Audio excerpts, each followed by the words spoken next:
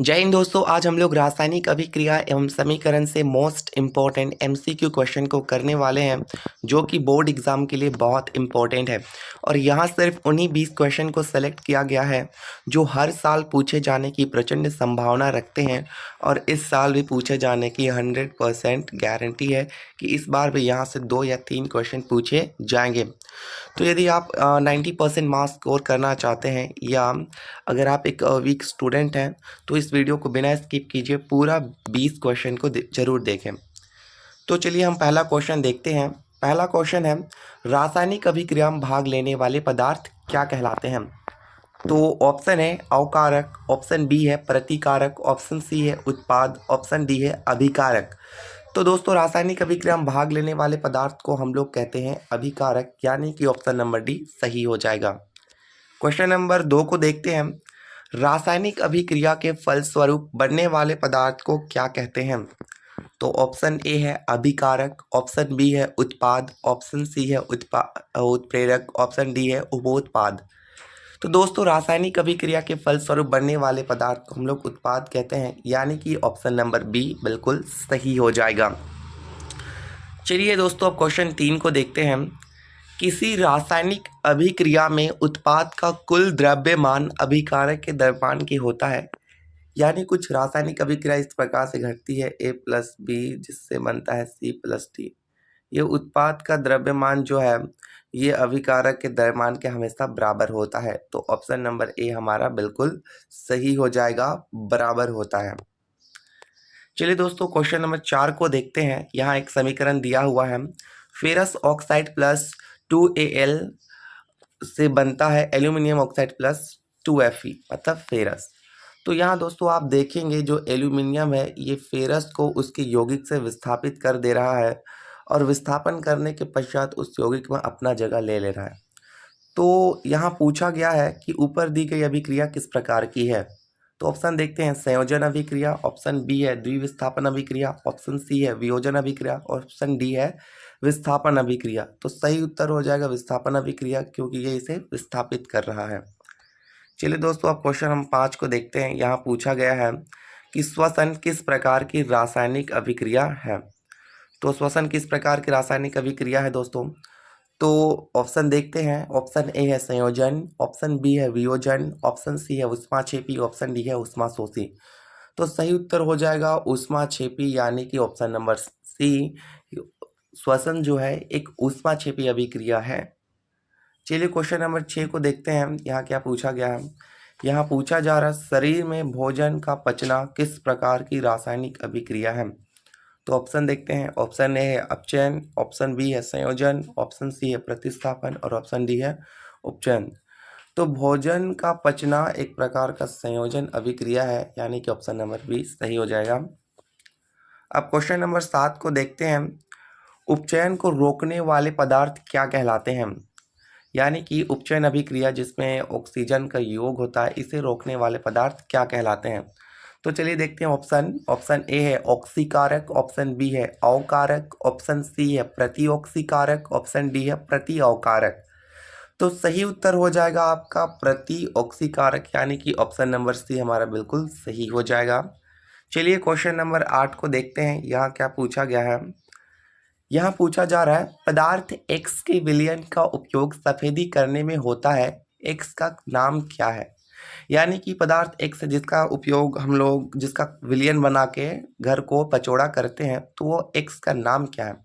Option देखते हैं। Calcium hydroxide, option B है कैल्शियम ऑक्साइड, ऑप्शन सी है कैल्शियम कार्बोनेट, ऑप्शन डी है कैल्शियम नाइट्रेट। तो सही उत्तर हो जाएगा दोस्तों आपको कैल्शियम ऑक्साइड, यानी कि CaO। इसे बुझा हुआ चूना भी कहा जाता है, और यहाँ X के रूप में इसी का जिक्र किया गया है। तो चलिए दोस्तों, अब क्वेश्चन नंबर 9 को देखते हैं। क्या पूछा गया है। जंग लगना किस प्रकार की अभिक्रिया है? तो दोस्तों, जंग लगना किस प्रकार की अभिक्रिया है? ऑप्शन देखते हैं। ऑप्शन ए है संयोजन, ऑप्शन बी है वियोजन, ऑप्शन सी है विस्थापन, ऑप्शन डी है द्विविस्थापन। तो आपको हमेशा याद रखना है, जंग में एक पदार्थ धातु होता है मान लीजिए, और दूसरा वहाँ ऑक्सीजन आके जुड़ जाता है, और इससे बनता है आपका एक तरह से जंग। तो जब दो अलग अलग पदार्थ मिलकर एक पदार्थ बनाएंगे तो वो किस प्रकार की अभिक्रिया है, तो वो संयोजन अभिक्रिया, यानी कि ऑप्शन नंबर ए बिल्कुल सही हो जाएगा। चलिए दोस्तों, अब क्वेश्चन नंबर 10 को देखते हैं क्या पूछा गया है। चिप्स के पैकेट में कौन सी गैस भरी जाती है? ऑप्शन ए है ऑक्सीजन, ऑप्शन बी है नाइट्रोजन, ऑप्शन सी है हाइड्रोजन, ऑप्शन डी है सल्फर ऑक्साइड। तो सही उत्तर हो जाएगा आपका नाइट्रोजन, यानी कि चिप्स के पैकेट में नाइट्रोजन गैस भरी जाती है। चलिए अब क्वेश्चन 11 में आते हैं। यहाँ पूछा गया है विकृत गंधिता कौन सी अभिक्रिया के कारण होता है, यानी भोजन का खराब हो जाना किस अभिक्रिया के कारण होता है? तो भोजन को खराब करने में ऑक्सीजन का हाथ होता है, यानी कि ये भोजन के संपर्क में आपको भोजन को खराब कर देता है। तो इसका ऑप्शन आप जान ही गए होंगे, उपचयन राइट आंसर हो जाएगा, क्योंकि ऑक्सीजन संबंधित अभिक्रिया उपचयन है। चलिए क्वेश्चन नंबर 12 को देखते हैं क्या पूछा गया है। यहाँ पूछा गया है जब उपचयन और अपचयन दोनों रासायनिक अभिक्रिया एक साथ घटती है तो वह कौन सी अभिक्रिया कहलाता है? तो दोस्तों, जब उपचयन और अपचयन एक साथ होगी तो वो क्या कहलाएगा? ऑप्शन देखते हैं। ऑप्शन ए है रेडॉक्स, ऑप्शन बी है संयोजन, ऑप्शन सी है भौतिक अभिक्रिया, ऑप्शन डी है संचारण। तो उपचयन अपचयन अभिक्रिया जब एक साथ होती है तो उसे हम लोग कहते हैं रेडॉक्स अभिक्रिया, यानी ऑप्शन नंबर ए बिल्कुल सही हो जाएगा। क्वेश्चन नंबर 13 को देखते हैं। चिप्स के पैकेट को विकृत गंधिता से बचाने के लिए कौन सी गैस भरी जाती है? ये क्वेश्चन हो चुका है, ऑप्शन नंबर ए यानी कि nitrogen gas is right answer. प्रश्न नंबर 14 को देखते हैं। 2Cu plus O2 arrow 2CuO, यानी कि कॉपर और ऑक्सीजन मिलकर कॉपर ऑक्साइड बनाते हैं, तो यह किस प्रकार की अभिक्रिया है? तो दोस्तों, आप ध्यान से देख रहे होंगे यहाँ जो है ऑक्सीजन की वृद्धि हो रही है। तो जिस अभिक्रिया में ऑक्सीजन की वृद्धि होती है उसे क्या कहते हैं? उपचयन या ऑक्सीकरण। तो ऑप्शन नंबर ए हमारा बिल्कुल सही हो जाएगा। प्रश्न संख्या 15 को देखते हैं। यहाँ पूछा जा रहा है इनमें कौन सी अभिक्रिया नहीं है? तो कॉपर सल्फेट प्लस फेरस ये अभिक्रिया होगी, कॉपर सल्फेट प्लस जिंक ये भी होगी, कॉपर सल्फेट प्लस जिंक ये भी, फेरस सल्फेट प्लस जिंक ये भी होगी, और जिंक सल्फेट प्लस कॉपर ये नहीं होगा, क्योंकि कॉपर कम अभिक्रियाशील है, जिंक अधिक है। तो ऑप्शन नंबर डी सही है, क्योंकि यहाँ नहीं पूछा गया है। अब प्रश्न संख्या 16 को देखते हैं। निम्नांकित में कौन सी प्रकाशीय वियोजन का उदाहरण है? तो 3 प्रकार की वियोजन अभिक्रिया होती है दोस्तों। एक होता है वैद्युत वियोजन, दूसरा होता है ऊष्मीय वियोजन, तीसरा होता है प्रकाशीय वियोजन। तो देखिए ऑप्शन नंबर ए जो है वो है सिल्वर ब्रोमाइड, इससे बनता है सिल्वर प्लस ब्रोमीन गैस। और दूसरा है जल से बनता है हाइड्रोजन गैस और ऑक्सीजन गैस, तो ये वैद्युत वियोजन का है। कैल्शियम कार्बोनेट से calcium oxide plus carbon dioxide, ये उसमें वियोजन का है। और 2Cu प्लस O2 ये आपका उपचयन अभिक्रिया का उदाहरण है। तो राइट आंसर क्या होगा आपको पता चल गया है। राइट आंसर होगा हमारा ए, यानी कि सिल्वर ब्रोमाइड।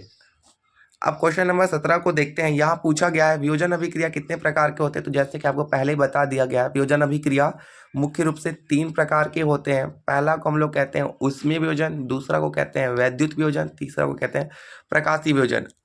तो आंसर क्या हो जाएगा हमारा? ऑप्शन नंबर बी बिल्कुल राइट आंसर होगा। अगर आप इस तरह के वीडियो को देखना चाहते हैं ब्लैक व्हाइट बोर्ड में, तो आपके लिए वीडियो बनाया हुआ है आपकी क्लास कोचिंग सेंटर यानी कि ACCC में, आप जाकर देख सकते हैं।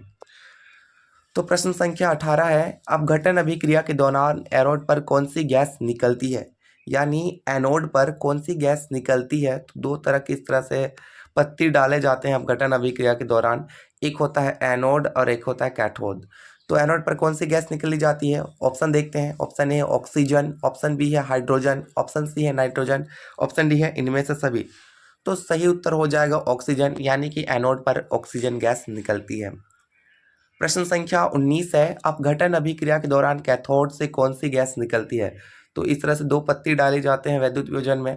एक होता है एनोड, एक होता है कैथोड। एनोड पर कौन सी निकलती है? ऑक्सीजन। तो कैथोड पर निकलती है हाइड्रोजन।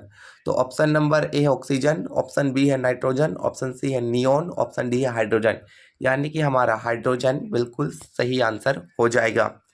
चलिए अब हमारा इस वीडियो का लास्ट क्वेश्चन को देखते हैं, जो कि बहुत ही इंपॉर्टेंट है।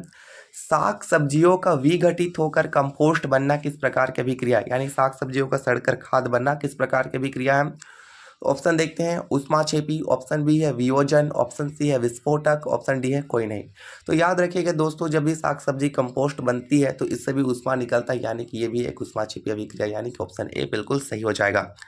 तो आपको हर चैप्टर के साथ MCQ और सब्जेक्टिव क्वेश्चन कराए जाएंगे ताकि आप 90+ फोर्स सको बोर्ड एग्जाम में। तो thanks for watching our video, और आप सपोर्ट करना चाहते हैं तो एक लाइक और एक सब्सक्राइब जरूर करें।